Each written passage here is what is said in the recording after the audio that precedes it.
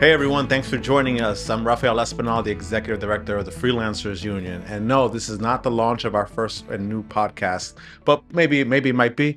I'm really here to talk about the state of healthcare in our country, talk about the benefits we offer as an organization. And we think right now is an opportune time to do that because we are heading into open enrollment. And I want to make sure that you guys have all the information you need to make educated decisions when purchasing healthcare. But before we get into the conversation, I do want to give a plug to our new Freelancer Survival Guide, which we launched just a few weeks ago. It's a great way to get to know fellow freelancers, hear from them, tips and tricks on that could help you yourself as an independent worker or your business. And we're really proud of this magazine. We want to thank We Must Be Bold for helping us put this together. It'll be on digital copies on our website soon. And if you want a physical copy, just reach out to us at advocacy@freelancersunion.org. With that said, I'm really excited to have our good friend Tom from Solo Health join us today. He's an expert on all things health and health insurance. So I'm really glad you made it out here to have this conversation with us. I know we did something like this last year. It wasn't as fancy, but we hope that with this new medium, we'll be able to connect with more people and people will get the information they need to make those choices this year. Well, thanks for having me. We're excited to talk about healthcare and a little bit about Solo Health Collective today. Awesome. So, I mean, let's get right into it, Tom. I mean, tell me a little bit more about yourself and your company. Okay. Well, I started Healthy Business Group back about 14 years ago after spending close to 25 years in New York City with one of the large major insurers for employee benefit plans. So I'd like to say I kind of cut my teeth on the large employer side of the house, learned what large employers were doing strategically to help manage the runaway healthcare costs that are such a problem in this country. We then kind of pivoted to helping after I experienced what I did in the large employer market. I created this business, Healthy Business Group, to help the small to mid-sized firms do the same thing the large employers were doing. It hadn't gotten down market at that point to the smaller firms, so we brought it there. And as time goes on and smaller employers were catching up, we saw the opportunity with 60 million people in the United States that are self-employed, many of whom are freelancers, and really recognizing that those are the folks that really have the fewest options when it comes to healthcare. There's really nothing creative out there. So we started Solo Health Collective to, help those folks, the freelancers of the world, to get healthcare. Thanks. That was going to be actually my first question to you. But I guess what are some challenges and differences you see between the independent worker and the mid-sized and larger businesses, given your experience? Well, I would say the first thing would be choice, right? There's really not a lot of options out there. So, of course, there's the ACA, the Obamacare health plans throughout the country, whether it's on the federal marketplace or state marketplaces. Then there's some health sharing plans out there. Candidly, I would like to tell your audience that you want to be very careful with those. Can you break down what the health sharing plan Well, is? they're kind of cooperative plans where they first of all, they're not as comprehensive as a solo would be or a plan on the ACA would be, a marketplace plan. These solo, those types of plans, the ACA plans are fully comprehensive. They're what if you were working at Google and you had their employee benefits, our plan and the ACA plans cover just like that does. No lifetime maximums, no annual maximums. You just need to be really careful. There's a lot of uh, creativity out there with offerings. You just need to be really careful that you're getting major medical coverage if that's what you're looking for. Right. You need catastrophic care, catastrophic coverage in case that, one day that bad things comes along. Yeah. So how do your plans, I guess, differ from what's out in the marketplace? Well, that's a great question, and it's a key consideration for folks that are considering solo health collectives. So because we are very different. Most people that are freelancing today haven't seen what some of the opportunities are out there in the space outside of the ACA. So the ACA, again, Obamacare, and the off marketplace plans that are similar to Obamacare, but they operate independently. Those plans are really individual health insurance. You have individuals going out. There's no pre-existing condition limitations. You have to join during a specified open enrollment period. What we've created in Solo Health Collective is completely different. It's a form of business insurance, which is the number one distinguishing factor comparing the two.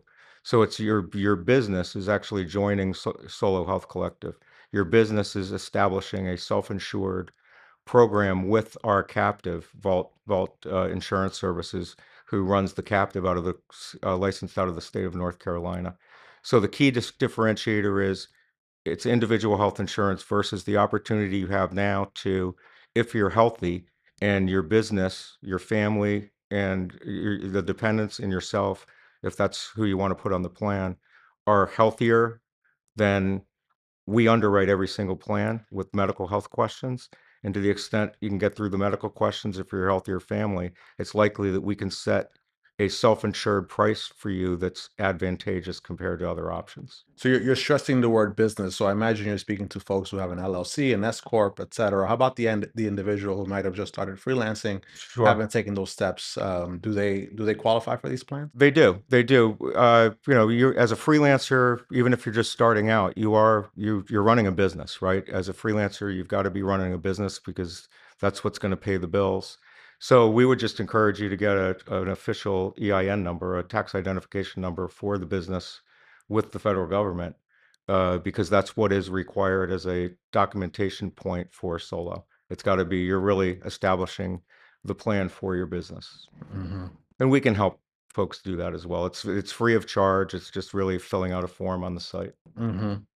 So how does Solo simplify plan features, out of pocket costs, care access for freelancers who may be unfamiliar with the uh, health insurance jargon? Like, Sure. how does It's this work? How do you guys help?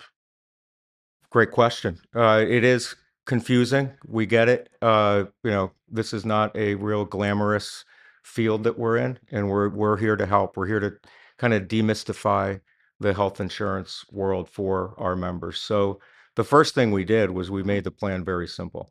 Most people know what a deductible is. The deductible is what your out-of-pocket cost is. The first part of your out-of-pocket cost liability is your deductible. We have three plans. The plans are identical to each other with the exception of the deductible. So the three plans, starting with the $2,500 deductible, then a $5,000 deductible, and a $10,000 deductible. Those are the three plans. Now, what's key, and you asked about how we simplify things. Once you've reached your deductible, that is your maximum out of pocket. So there's no co-insurance. Co-insurance tends to confuse people. So we just said, as we designed Solo, that we would want a deductible, and as soon as each member is through their deductible, they're at 100%. Now, I should add, importantly, that all preventive care covered, and we go by technically we follow the guidelines of the ACA, the preventive care guidelines there. We don't need to do that. We just do that to keep it simple and make sure everybody knows we emphasize preventive care. We're going to bug you to get your preventive care done. We want you to get your age and gender appropriate screenings. And we're going to make sure that you do that so that you, as a member of the Solo Health Collective, are doing your part to make sure that we're finding things before they become problematic. Yeah, And we're going to that was even my question, right? I think that it sounds like if it's like a counterintuitive to a to an insurance company to be like, use our plan, get the care, make sure you're tapping into that. Right. Well, most organizations we compete with really don't do what we do to make sure that folks are adhering to the preventive care guidelines. I just know from our experience that that's when we can catch things early. So spending dollars up front, it's penny wise and pound foolish not to. You want to get all your preventive care done. We might be able to find something that taken care of now is a lot different than letting that linger and become something much worse down the road. Yeah, definitely. And if you're considering opting into solo health, we made it very simple for you. You literally just go on our website, freelancersunion.org, under the health insurance page. You'll see their options. You'll see the portal that'll take you to what they're offering. And from there, you're pretty much getting a white glove service, right? A lot of folks come with you with these questions, and you walk them Yeah. through the phone on how to Uh, manage those issues. Absolutely. The key value proposition that as we created Solo Health Collective, what we wanted to be is the white glove service organization for the freelancer community, for self-employed business owners, solopreneurs. Doesn't matter what you do. If you're a self-employed business owner, freelancer, our Solo Health Collective is going to be where you want to be for high level of service. We're going to take you through a service journey that is white glove every step of the way. All right, quick question, but Sure. I think it's one to build trust. Do you have friends and family that are currently insured by Solo? Do I have friends and family currently insured by Solo? I sure do. Yes, in fact, it's a family business here, so we don't have any employees on Solo because W-2 employees can't be on Solo, but we definitely have family members on Solo, That's great. So and they're happy.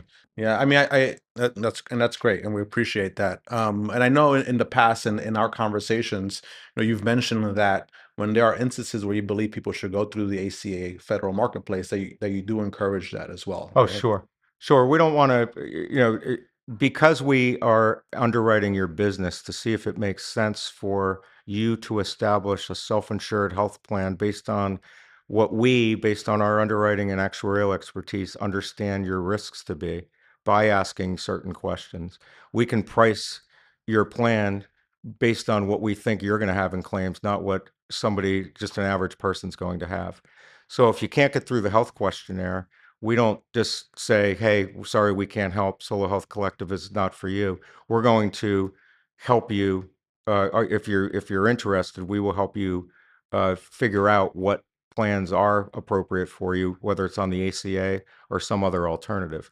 Freelancers Union yourselves, you're offering Catch.co for the ACA plans. So they're a great Catch.co is a great business that helps really ease the burden of going to the New York State site directly and securing coverage. Catch.co is much more user friendly and certainly recommended in terms of just understanding what your ACA options are. Then you have Opolis, which is another good option, and then you have us. So uh, we would strongly recommend you pursue all three. You look at all three and see what's right for you as the best way to secure coverage for 26. Right. So I've had this experience, right? I've gone to the federal marketplace. I see that I may have to pay about $700 on average a month. And I get sticker shock, right? And I start thinking to myself, do I have the money to pay this on a monthly basis? Can I pay my rent, pay my mortgage, or and afford healthcare at the same time? Are there any tips or strategies you have for freelancers on how to potentially further reduce the cost of healthcare? I think for a lot of first-time freelancers, you also are not aware of like the tax incentives you might Mm. have if you purchase healthcare. You might be able to deduct that from your business expenses, Sure. etc. Well, yes. So for solo, your contribution to your self-insured plan or your total maximum liability is certainly something you can write off in your taxes. That is a straight tax deduction. What I always say to that, Raphael, or that question is, what can people do to save? The sorry to use this, but a no-brainer to me is a health savings account. You want to establish a health savings account for yourself. If you're in the $2,500 deductible on solo or the 5,000, you can do that. The $10,000 deductible, not because we don't want to allow it, but the federal government doesn't yet allow us to do a health savings account on a $10,000 deductible, but you want to do it if you're on a 2,500 or a $5,000 deductible. And what that does is you can put money away in your health savings account to help you pay for your deductible. It's all tax free. And it's really triple tax free at the end of the day because if you're holding that, it's sort of like a medical 401k, where if you're holding that through attained age, you're pulling that out completely tax free, even for expenses that aren't related to medical. So it's a really powerful way to save money. And most advisors would tell you that's really one of your first stops if you have a high deductible health plan is to make sure you're pairing it with a health savings account. And we can help you do that. And I know Freelancers has a partnership with Lively Hmm. to help you do that on the health savings account side. Yeah, speaking of deductibles, right? There Yeah. are certain years where personally decide to choose the higher deductible, or certain years choose a lower deductible, depending on what I expect I'm going to be using my insurance for that year, Sure. right? Um, and I think we were talking about this a few days ago about the idea of like looking at deductibles and making these decisions. Any tips around that? Yeah, I would ask that anybody looking at solo should really do an exercise for themselves, or we can help you through it. As I mentioned, white glove service. So anyone has the opportunity to go through a complimentary consultation with us where we'll help you do what I'm about to say you should be doing, if not on your own with us. So if you're looking at solo, again, there's three plans, right? It's so easy to get your a quote for your health, for your business. You're giving us your date of birth, your resident zip code, the mix of who you want on the plan, whether it's your spouse, children, both, single coverage, whatever it might be. And in seconds, you're getting a quote from us. You get three quotes, you get three numbers for what you put in. So if you put in a single, you're going to get a single rate or an individual rate for three plans, 2,500, 5,000, and 10,000. I would ask you to just do the math. You could argue that we should have a calculator, and perhaps we will be able to build that in time for open enrollment. But you want to do an exercise where you look at what the monthly premium cost differential is between 2,500 and 5,000. Now, a lot of people, but well over half of the 1,000+ businesses we have on the plan right now, go with the $2,500 deductible, which I get. It's more affordable when medical care is needed. If people really feel more comfortable with that, maybe. But if you did an exercise to find that you learn that you're paying $75 more a month for that $2,500 deductible, it probably makes more sense for you to take the $5,000 deductible and capture that savings and throw it into your health savings account. And you're doing the same thing, but it's more advantageous to you because, most people that we see go through our medical underwriting are by and large healthy. We ask questions about certain very, very expensive drugs that you're on. Now, it just makes sense from an underwriting standpoint that if you're on a drug, let's say you're on a GLP-1, you're on Ozempic, that's, the numbers are coming down, but that's about $1,000 a month. So in underwriting a self-employed, self-insured plan for you, it's very difficult, if not impossible, for us to give you something competitive if you have to have this $1,000 drug. So if you're not taking that $1,000 drug and you're healthier otherwise, it's highly likely that we're going to be able to come up with a competitive number for you that's more based on your health than that of others. Great. So we're heading into open enrollment. As we speak now, it's October. Open enrollment starts sometime in November, November right? 1 for New York. Yep. November 1 here in New York. So depending where you live, there are different dates. Um, the government is currently shut down, and one of the reasons they say it's because they're negotiating and having a conversation around the state of the healthcare subsidies and what that will look like going into the new year. But then we're also hearing that rates might increase across the board, right? Yeah. Health insurance companies are putting proposals in to be able to jack up their monthly premiums. So any insight you could provide us on what freelancers should expect heading into this open enrollment? Sure, I'll do my best. So we can't crystal ball what's going to happen with these subsidies, but there is a lot of attention being paid to this. This will impact everyone that is purchasing health insurance on the ACA marketplaces. With these subsidies potentially well, they're set to expire. There's a chance now that there's a fight going on where they're trying to extend the subsidies either in their entirety or in part, with maybe a compromise on people that are more highly paid, perhaps getting less subsidies than they have in the past. Who knows what's going to happen there? But as a background to that is, we'll watch that and we'll be informing as we go how that resolves itself. But the other thing to keep in mind is that even without the subsidy expiration, the health insurance carriers, both on the large employer side, there's consultants like Aon and Mercer who they do annual surveys of large employers. Those large employers are seeing from their underwriters the largest rate increases, the largest increases to premiums that they've seen in, I want to say, 10 to 12 years. Having a lot to do perhaps with GLP-1, the worsening of the health care quotient of the average American. There's more cancers out there now. So it's like runaway healthcare inflation. So not only has it just happened on the large employer side, but the marketplace rates that the states have asked the insurance commissioners of each state to approve are very high as well. They're the highest they've been since before COVID. Yeah. Some So numbers are even like without subsidies going away, 18%. yeah. Yeah. Well, the requests were for 18. Yeah. I know in New York usually cuts them by about half. So the requested rates were 18. It's more likely that they're going to be probably about half of that. But not that, and the subsidies potentially expiring are problematic. That's going to be a big rate increase for people. Does that affect folks who are enrolled in solo health? It doesn't affect folks that are currently in solo health collective at all, because we are not on the marketplace. Our plan is not eligible for subsidies. Uh, it- if the subsidies do in fact go away, there's just more price shopping that people are going to have to do to figure out what their options are. Mm-hmm.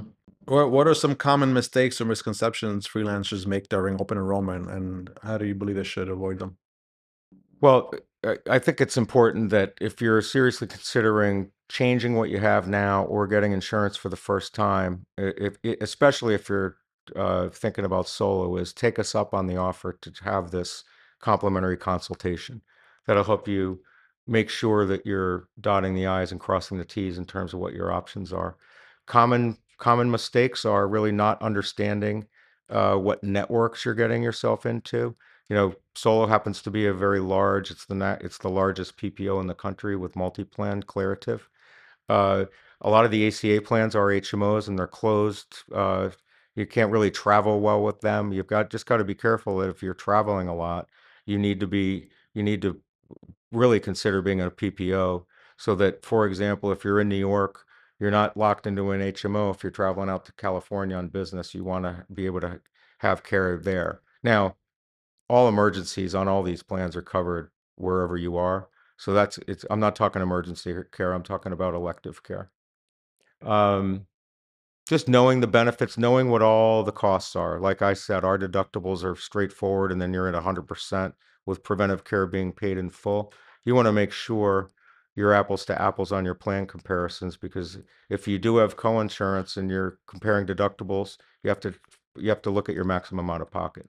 You really want to know what the worst case scenario is on what you're buying. You gotta, even if you're perfectly healthy, you've got to just do the exercise where you say, if I had a catastrophic event, God forbid, let's say cancer, uh, how does this plan cover that? And am I going to be fully covered? That you really need to have that question answered. Yeah, definitely. And don't miss the deadlines. As we mentioned, Yeah. they start on November 1st in certain states, and they usually close sometime in mid-January. Other states create extensions, which give you more time to apply for health insurance. But just look at the deadlines. Make sure you get in that time frame as well. And also keep your income in mind. Is your income fluctuating? And if it has changed, make sure you update those numbers, because you might be hopefully you'll be open to larger subsidies to help you subsidize the costs of your healthcare in the new year as well. I mean, I think that's it for me, Tom. I really appreciate you making the trip out to Brooklyn and having this conversation with us and our members, and we encourage our members to check out what Solo has to offer, because we are I think we feel very confident in our partnership. We've been working now together for almost a year, and we've heard only good things from those who have decided to purchase into the That's great policy. to hear, and we very much appreciate the partnership as well. I think we're really helping some people out that really needed to have, uh, a cost competitive opportunity, and that's what we're doing. We're just another option, and there's good balance to what you're offering here. So we appreciate being a part of it. Thanks, Tom. And I just want to let our members know that we as an organization are very concerned about what's happening in Washington, D.C. We were concerned from the beginning of this year about what the state of the subsidies will look like going into the new year. So we're keeping our eyes out on the conversation. We are reaching out to our legislators, making them known that there is an importance to keeping these subsidies, if not expanding them, right? Because that is the dream and the goal. I guess I would say that if you have an opportunity to reach out to your Congress members and your state senators, please do let them know how this impacts you as an independent worker. We're already hearing from, especially our older members who are senior citizens, that they're seeing Medicare Advantage plans being cut and they're having to switch out their health care because they're no longer being covered by the providers that provided them those plans. So this is affecting people on the ground every single day, but we're here to advocate for you. And if you have any questions on how you get more involved, reach out to us at advocacy@freelancersunion.org. Thanks for joining us. I appreciate it.